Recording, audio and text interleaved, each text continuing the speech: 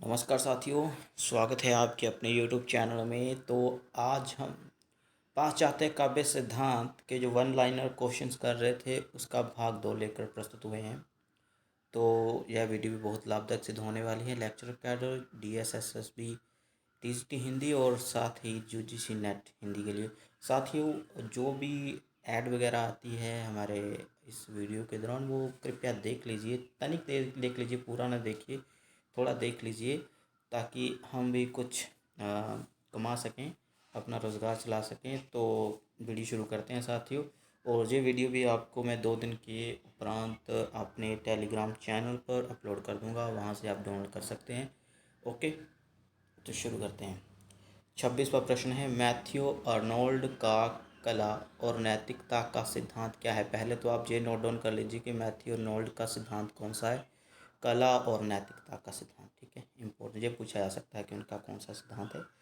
तो Matthew Arnold के सिद्धांत के अनुसार संपूर्ण कला आनंद के चरणों पर समर्पित है और कला को नैतिकता का त्याग नहीं करना चाहिए। ठीक है, कला आनंद के जो स्टेप्स होते हैं, ठीक है, उस पर समर्पित हैं। कला को नैतिकता का त्याग नहीं करना चाहिए, मोरालिटी का त्याग नहीं करना चाहिए। ठीक है, ये कहा जा रहा है इसमें मैथ्यू अर्नोल्ड। आगे चलते हैं। मैथ्यू अर्नोल्ड की आलोचना का स्वरूपगत प्रकार क्या है। मैथ्यू अर्नोल्ड के अनुसार साहित्य और साहित्य की समस्याएं मानव जीवन की समस्याओं से पृथक नहीं होती हैं। क्या बोला जा रहा है उनके द्वारा कि साहित्य और साहित्य की समस्याएं मानव जीवन की समस्याओं से पृथक नहीं है, इसलिए साहित्य का मूल्यांकन जीवन के संदर्भ में ही करना चाहिए। बहुत ही इंपॉर्टेंट प्रश्न दोनों ही। आगे 28वां प्रश्न, अभी TS एलियट के बारे में प्रश्न है। ये एलियट की परंपरा संबंधी धारणा पर प्रकाश डालिए। एलियट परंपरावादी, जिसे हम रूढ़िवादी भी कहते हैं, कंजर्वेटिव टाइप, ठीक है, ट्रेडिशनल जिसे बोलते हैं इंग्लिश में। तो एलियट परंपरावादी दार्शनिक थे। नोट डाउन कर लीजिएगा, प्रश्न पूछा जा सकता है। ठीक है, उनका मानना था कि परंपरा के अभाव में कवि छाया मात्र है और उसका कोई अस्तित्व भी नहीं। तो परंपरा को बहुत ज़्यादा जो महत्व देते हैं। ठीक है, कि कोई भी कवि है वो परंपरा के अनुसार ही लिखता है, जो नहीं लिखता है वो कोई अस्तित्व नहीं रखता है। आगे एलियट से संबंधित यह प्रश्न भी इम्पोर्टेंट है। 28वां प्रश्न भी इम्पोर्टेंट था। एलियट का परंपरा से क्या अभिप्राय है। तो परंपरा से एलियट का अभिप्राय उन सभी सामाजिक कार्यों, रीति रिवाजों, धार्मिक कृत्यों से लेकर नवागंतुक, ठीक है, आगंतुक जिसे बोलते हैं, नव आगंतुक को अभिवादन करने के स्वीकृत तरीकों तक से है, जो एक स्थान में रहने वाले एक समुदाय के व्यक्तियों के रक्त संबंधों को व्यक्त करता है।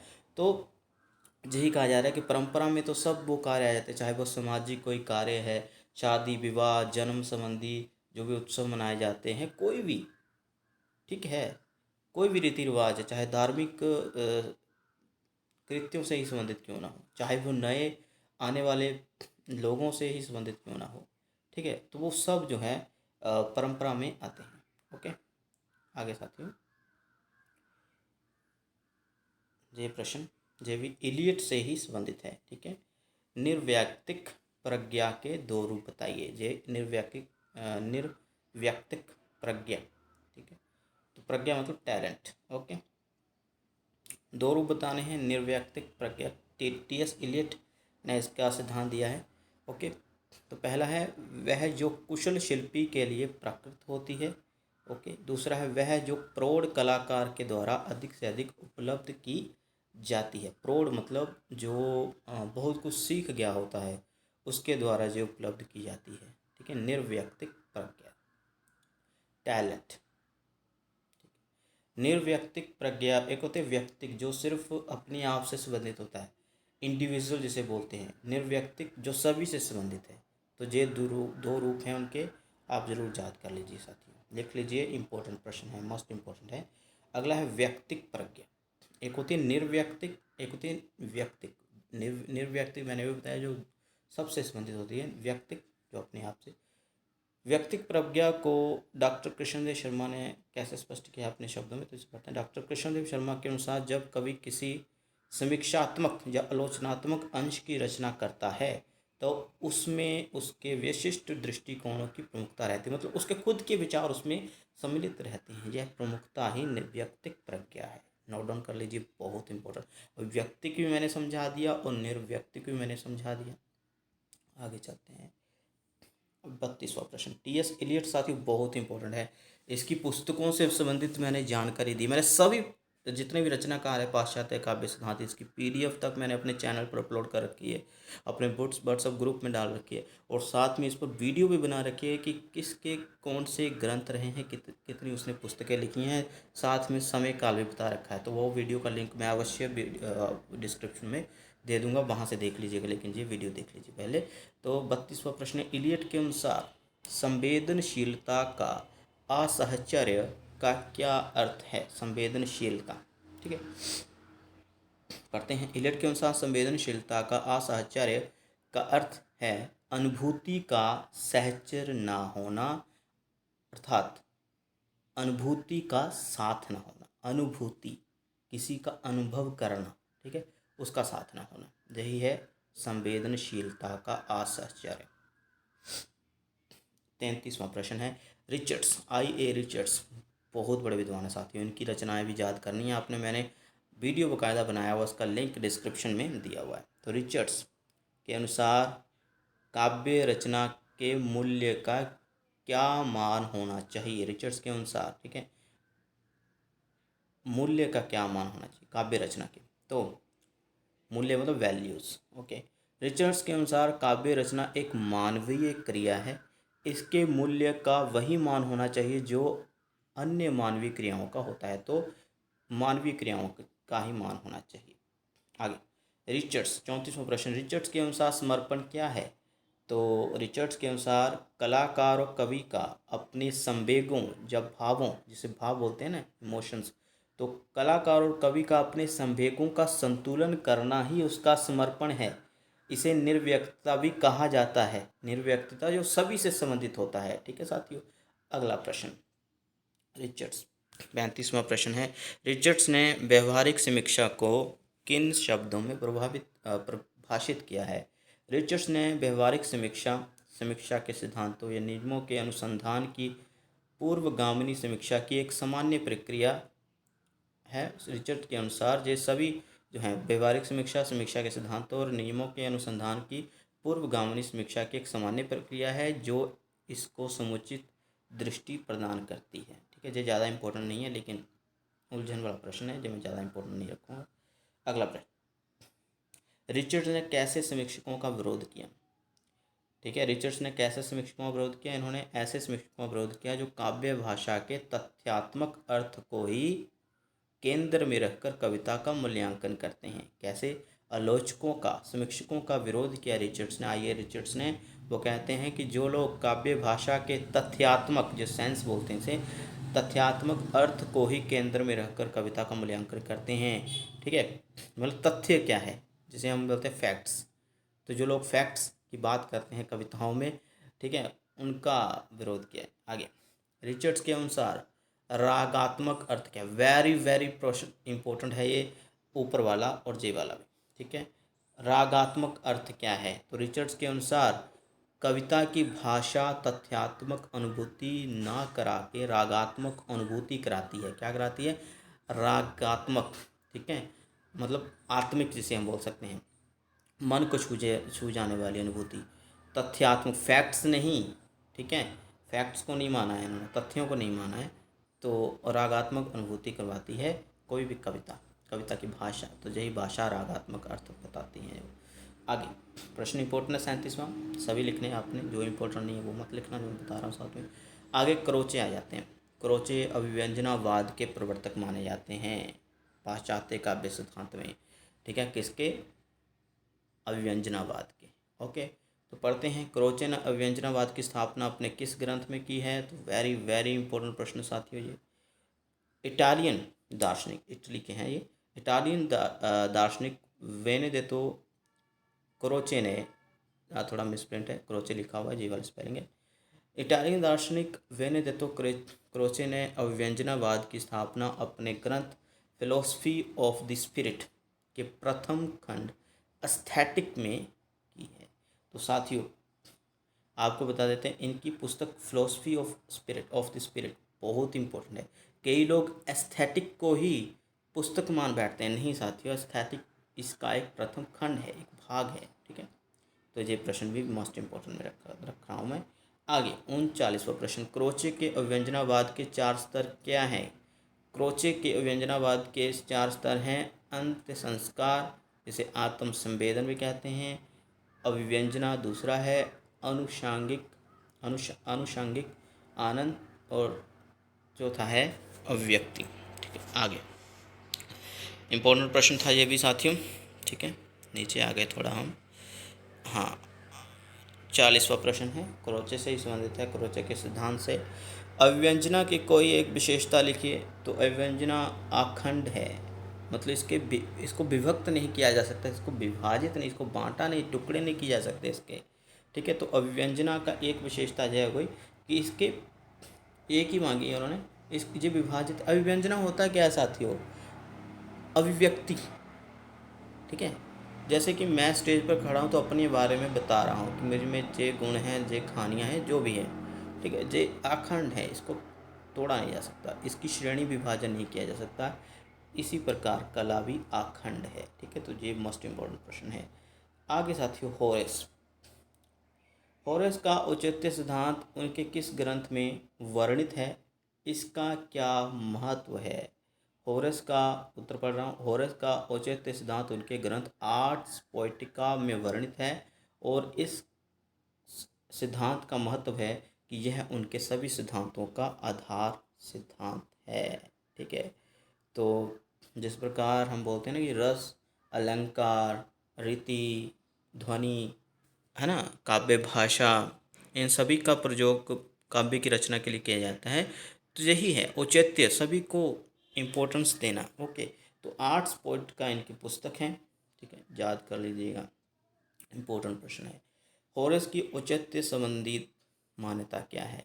रचना, उत्तर पढ़ रहा हूँ, रचना की एकता में रचना की उपयोगिता और उसके विभिन्न अवयवों का पारस्परिक और पूरी रचना के साथ औचित्य से बंधे रहना होरेस की औचित्य संबंधी मान्यता। मैंने अभी बोला, सभी तत्वों को उचित मानना। 43वां प्रश्न है, अभिजात्यवाद कौन थे?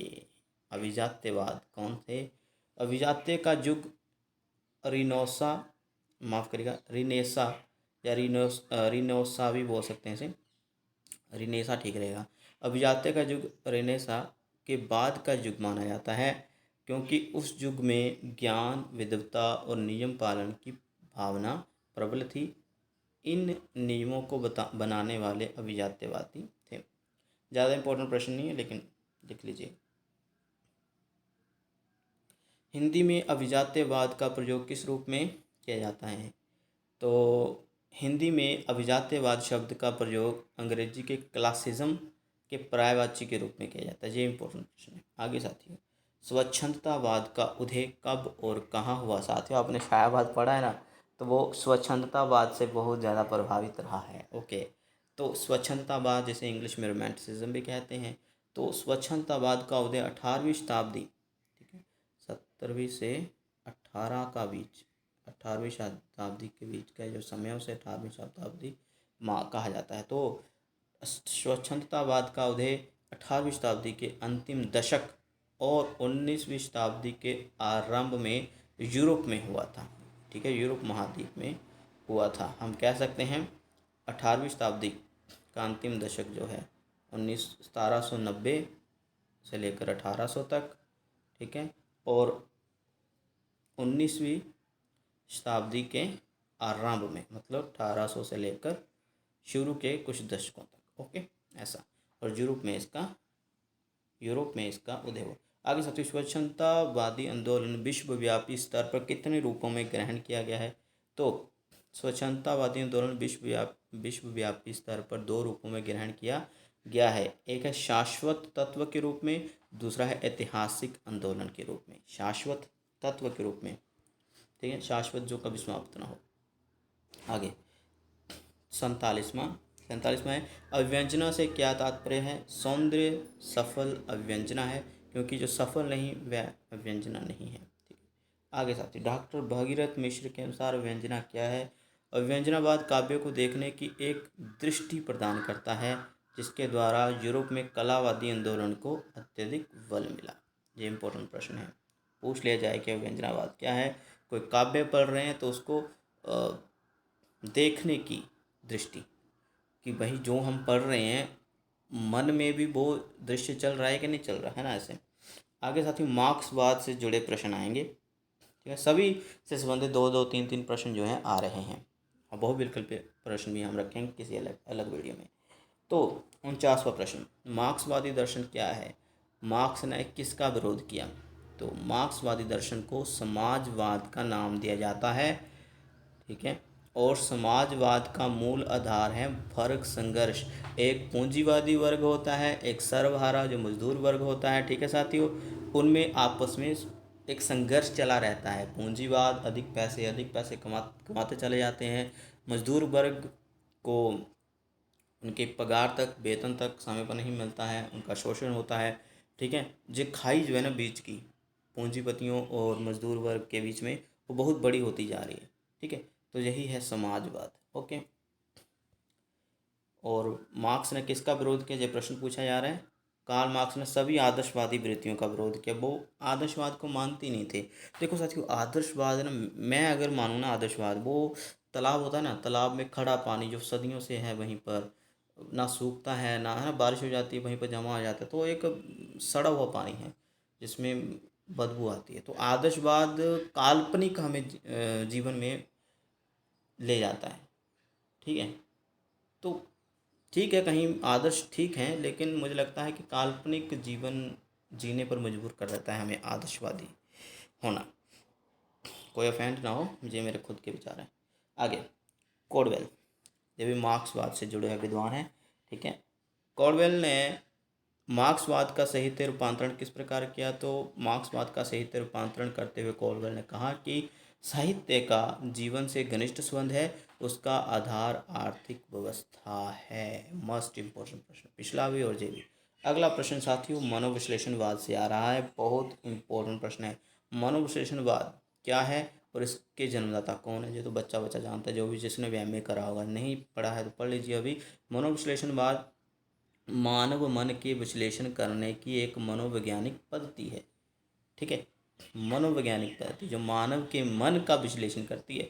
इसके जन्मदाता वियना, ठीक है, वियना के मस्तिष्क चिकित्सक सिगमंड फ्राइड है। ओके, अगला प्रश्न साथियों ये रहा 52वां प्रश्न है कि फ्राइड के मनोविश्लेषणवाद का सर्वाधिक महत्वपूर्ण सिद्धांत क्या है? फ्राइड के मनोविश्लेषणवाद का सर्वाधिक महत्वपूर्ण सिद्धांत काम सिद्धांत है।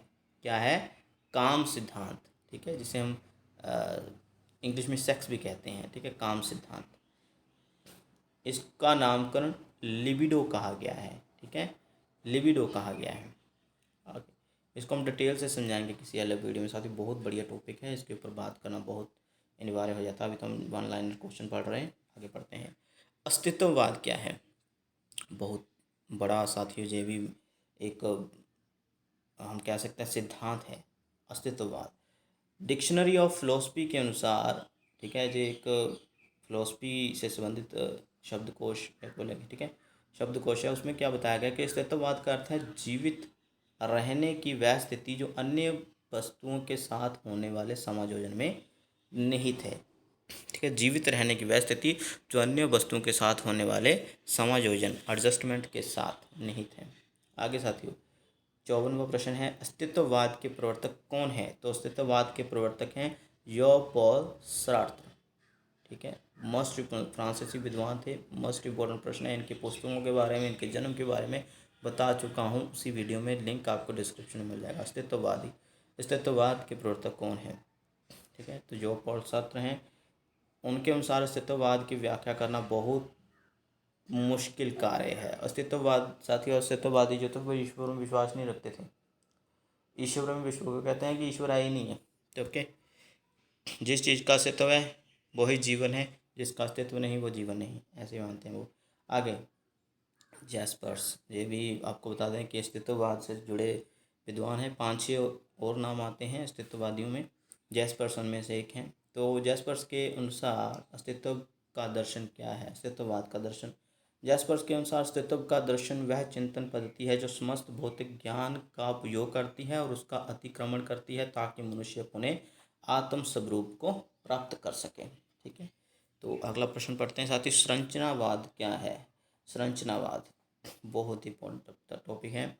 इसका विकास कब और कहाँ हुआ? संरचनावाद वस्तुतः एक पद्धति ही नहीं बल्कि इसमें दार्शनिकता का भी पर्याप्त अंश है। इसका विकास, ठीक है, इसमें दार्शनिकता का भी पर्याप्त अंश है। इसका विकास 20वीं शताब्दी के 7वें 8वें दशक में हुआ। ठीक है, 1970 से 1980, ठीक है, इस बीच में हुआ, फ्रांस में हुआ। ओके, संरचनावाद का मूलाधार क्या है? संरचनावाद का मूलाधार विख्यात भाषाविद ससूर की भाषा संबंधी अध्ययन। किसका? भाषा विद्वान ससूर, जो विद्वान हुए हैं फ्रांसीसी, इनका भाषा संबंधी अध्ययन ही संरचनावाद का मूल आधार है। आगे शैली विज्ञान आ गया। शैली साथियों एक प्रकार का स्टाइल होता है। भिन्न भिन्न कविताओं को अलग अलग स्टाइल से लिखा जाता है। ठीक है, तो वही होता है शैली विज्ञान। शैली विज्ञान के मूल में यही प्रेरणा रही है। शैली विज्ञान की मूल प्रेरणा क्या रही है, इसके बारे में पूछा जा रहा है। तो शैली विज्ञान के मूल में यही प्रेरणा रही है कि कृति रचना का अपने भीतर से मूल्यांकन हो, वह मूल्यांकन वस्तुनिष्ठ हो, भावात्मक न हो। वस्तुनिष्ठ मतलब जैसी रचना है वैसी ही बताई जाए, उसमें जो बात हो रही है उसको वैसे ही रखा जाए, ना कि अलग से इमोशंस उसमें डाल दी जाए। तो ये इसमें कहा जा रहा है। ठीक है, प्रेरणा यही है, मूल प्रेरणा, वास्तविक प्रेरणा। आगे, चार्ल्स वेली के अनुसार शैली विज्ञान का क्या कार्य है? चार्ल्स वेली के अनुसार भावात्मक भाषा और सामान्य भाषा में स्तर वेद होता है। इस स्तर वेद के आधार पर कृति का अध्ययन करना ही शैली विज्ञान का कार्य है। मोस्ट इम्पोर्टेंट प्रश्न है दोनों ही, 58 और 59 दोनों। 60 प्रश्न पहुंच चुके हैं। जॉक देरिदा ने विखंडनवाद का विकास क्यों किया? बहुत इंपॉर्टेंट प्रश्न है। तो ये पूछ लिया जाए कि विखंडनवाद के प्रस्तोता प्रवर्तक कौन हैं? तो हैं जॉक देरिदा। इनकी पुस्तकों के बारे में हम बता चुके हैं वीडियो में, लिंक डिस्क्रिप्शन में है। तो जॉक देरिदा के विखंडनवाद का विकास जॉक देरिदा, ठीक है, जॉक देरिदा ने विखंडनवाद का विकास क्यों किया? तो उत्तर संरचनावाद का विरोध करने के लिए जॉक देरिदा ने विखंडनवाद पद्धति का विकास किया। ठीक है, विखंडनवाद पद्धति का विकास क्यों किया? उत्तर संरचनावाद का विरोध करने के लिए। आगे साथियों, देरिदा के विखंडनवाद की मौलिकता क्या है? देरिदा के विखंडनवाद की मौलिकता यह है कि यह उसी तर्क को प्रस्तुत करता है जो सत्यता का दावा करने वाला हो, काल्पनिक चीज़ों को जे सिरे से निकाल देता है। ओके, आगे पढ़ते हैं। 61 प्रश्न इंपॉर्टेंट है, 62वां भी इंपॉर्टेंट है। आधुनिकतावाद। आधुनिकतावाद की शुरुआत कब से मानी जाती है? आधुनिकतावाद की शुरुआत प्रथम विश्व युद्ध से मानी जाती है। D.H. लॉरेंस, ठीक है, D.H. लॉरेंस सन 1915 से इसका आरंभ मानते हैं। ठीक है, 1915 से।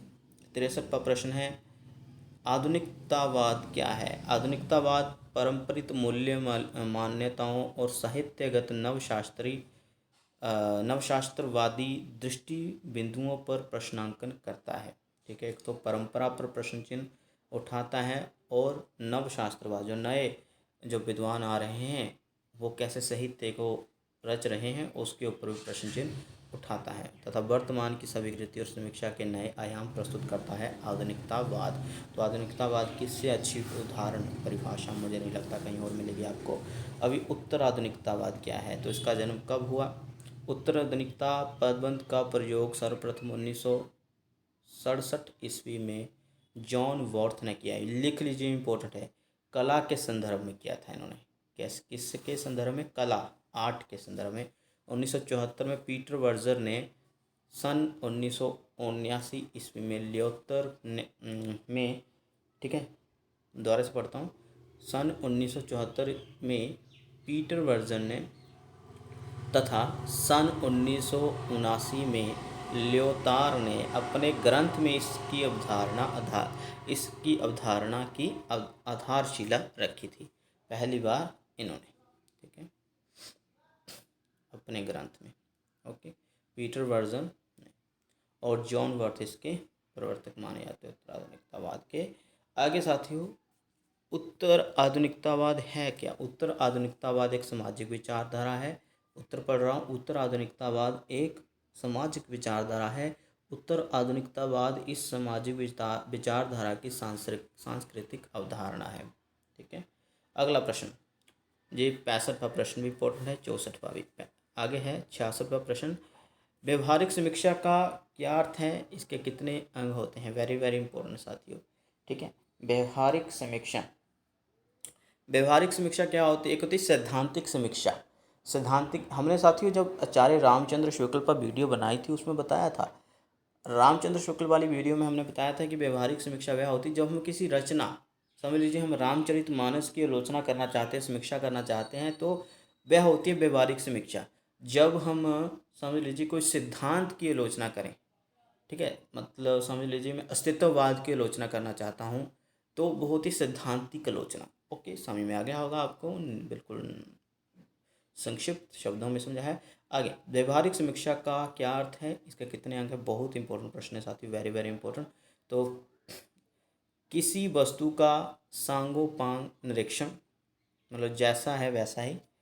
इसके 3 अंग होते हैं, अध्ययन, विश्लेषण और निर्णय। ये किसी रचना का ही विश्लेषण हो सकता है, ऐसे अध्ययन करके उसका विश्लेषण करके फिर अंत में जो निर्णय लेने हैं आपने, उसका निष्कर्ष कैसे निकालना है, ये सब, ठीक है। और सैद्धांतिक आलोचना, जैसे मैंने अभी बताया कि अस्तित्ववाद, मार्क्सवाद, औचित्यवाद का कोई भी हमने समीक्षा करनी है तो वो क्या हो गया, सैद्धांतिक समीक्षा। आगे साथियों, व्यवहारिक समीक्षा के लिए सर्वप्रथम क्या करना चाहिए? तो व्यवहारिक समीक्षा के लिए सर्वप्रथम रचना को ध्यानपूर्वक पढ़ना चाहिए। रचना एक बार समझ ना आने पर उसे बार बार पढ़ना चाहिए, यही तो है भाई, ठीक है।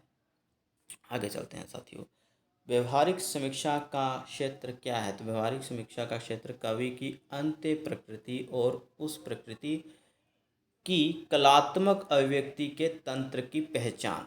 क्या है व्यवहारिक समीक्षा का क्षेत्र? कि कवि की अंत्य प्रकृति, अंत्य प्रकृति मतलब उसके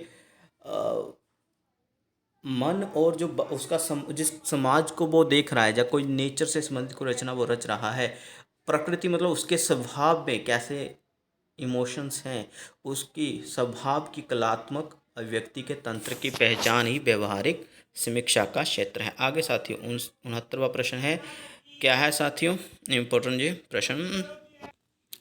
आगे साथियों जो प्रश्न है, व्यवहारिक समीक्षा की विभिन्न पद्धतियों के नाम लिखिए। तो व्यवहारिक समीक्षा की विभिन्न पद्धतियां हैं, मनोविश्लेषणात्मक, ठीक है, तुलनात्मक, मार्क्सवादी, ऐतिहासिक, व्याख्यात्मक, प्रभाववादी, शैली विज्ञान। ये सभी पद्धतियां हैं, इस प्रकार से हम आलोचना कर सकते हैं, समीक्षा कर सकते हैं, ये ढंग है। आगे साथियों, व्यवहारिक समीक्षा रचना के गुण दोषों के विवेचन के अतिरिक्त क्या देखता है? ठीक है, व्यवहारिक समीक्षक, माफ करिएगा, जो व्यवहारिक समीक्षा करता है, जो भी व्यक्ति, उसको व्यवहारिक समीक्षक भी बोलते हैं। समीक्षा करने वाले को समीक्षक कहा जाता है। तो व्यवहारिक समीक्षक रचना के गुण दोषों के विवेचन के अतिरिक्त क्या देखता है? तो व्यवहारिक समीक्षक रचना के गुण दोषों के विवेचन के अतिरिक्त उसके सामाजिक मूल्य अथवा महत्व को भी देखता है। इंपॉर्टेंट प्रश्न है, दोनों ही इंपॉर्टेंट प्रश्न है, ठीक है। आगे साथियों, विमर्श, नारी विमर्श से संबंधित प्रश्न है। नारी विमर्श किस प्रकार के आंदोलन का संकेत करता है? तो नारी विमर्श एक ऐसे आंदोलन का संकेत करता है जो स्त्रियों के हितों की रक्षा करता है, स्त्रियों के अधिकारों की रक्षा करता है। आपको तो पता ही साथियों कि सदियों से स्त्रियां शोषण का शिकार होती रही हैं, सड़क पर, घर पर, ठीक है, हर जगह। तो आगे प्रश्न है साथियों, नारी विमर्श, बहुत इंपॉर्टेंट प्रश्न साथियों 71वां। आगे चलते हैं 72वें प्रश्न पर। क्या है प्रश्न, नारी विमर्श की शुरुआत। प्रश्न है, नारी विमर्श की शुरुआत कब हुई? नारी विमर्श की शुरुआत कुछ विद्वान 19वीं शताब्दी से मानते हैं, परंतु वास्तविकता यह है कि इसकी शुरुआत 20वीं शताब्दी के 5वें-6ठे दशक से हुई। ओके, अगला प्रश्न साथियों, 20वीं शताब्दी में नारी विमर्श की शुरुआत किस लेखक से मानी जाती है? तो 20वीं, ये मोस्ट इंपॉर्टेंट प्रश्न है साथियों, हमेशा ही पूछा जाता है, ठीक है। कोई भी साहित्य से संबंधित परीक्षा जिसमें नारी विमर्श लगा हुआ है टॉपिक, तो ये प्रश्न पूछा जाता है, पूछा गया है काफ़ी बार। एंट के जूझनट हिंदी की परीक्षा में तो लेक्चर कैडर में पूछे जाने की काफ़ी संभावना है। 20वीं शताब्दी में नारी विमर्श की शुरुआत कुछ विद्वान फ्रांसीसी लेखक सिमोन दी बुआ की पुस्तक द सेकंड सेक्स के प्रकाशन वर्ष 1949 से मानते हैं कि इसी से नारी विमर्श की शुरुआत हुई।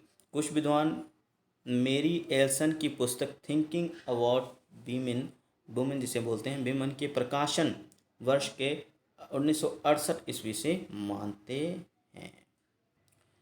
अगला प्रश्न साथियों 73वां प्रश्न है 20वीं शताब्दी में नारी विमर्श की शुरुआत किस लेखक से मानी जाती है।